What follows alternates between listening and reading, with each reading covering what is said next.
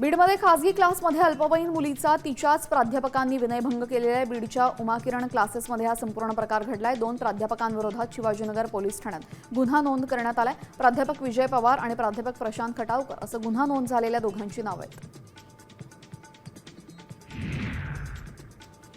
खासदार संदीपान भुमरेंच्या अडचणी वाढण्याची शक्यता आहे। हैदराबादमधील सालारजंग कुटुंबामधील वंशजानं 150 कोटींची जमीन भुमरेंच्या ड्रायव्हरला भेट म्हणून दिलेली आहे। या प्रकरणी खासदार संदीपान भुमरे, आमदार विलास भुमरे आणि त्यांचा चालक जावेद रसूल यांच्या आर्थिक गुन्हे शाखेकडून चौकशी सुरू आहे। बबनराव लोणीकरांनी शेतकऱ्यांबद्दल केलेल्या वक्तव्याचा धाराशिवमध्ये निषेध व्यक्त करण्यात आलेला आहे। शिवसेना ठाकरे गटानं लोणीकरांच्या प्रतिमेला जोडे मारून आंदोलन केलेले। यापुढे कुठेही लोणीकर दिसल्या त्यांना मारल्याशिवाय राहणार नाही असा इशारा यावेळेस देण्यात आला।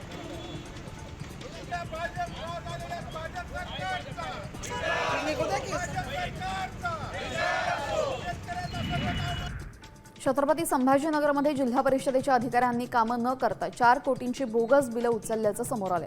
धक्कादायक म्हणजे कार्यकारी अभियंत्याने कामं पूर्ण झाल्याबाबतचं कंप्लीशन सर्टिफिकेट दिलेले। आमदार प्रशांत बम्मी यांनी हे उघडकीस आणत अधिकाऱ्यांना धारेवर धरले। आदिशक्ती मुक्ताबाई पालखी सोहळा धाराशिव जिल्ह्यात दाखल झाला। पारगावमधील मुक्कामानंतर पालखी भूमकडे मार्गस्थ झाली। भूममधील वाकडवाजवळ आज तिचा मुक्काम असणार आहे। दरम्यान सुमारे 1500 वारकऱ्यांच्या जयघोषामध्ये पालखी पंढरपूरच्या दिशेने मार्गस्थ होतीये।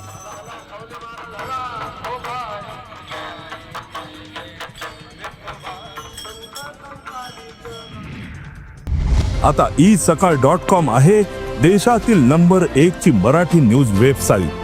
प्रत्येक अपडेटसाठी isakal.com ला नक्की भेट द्या।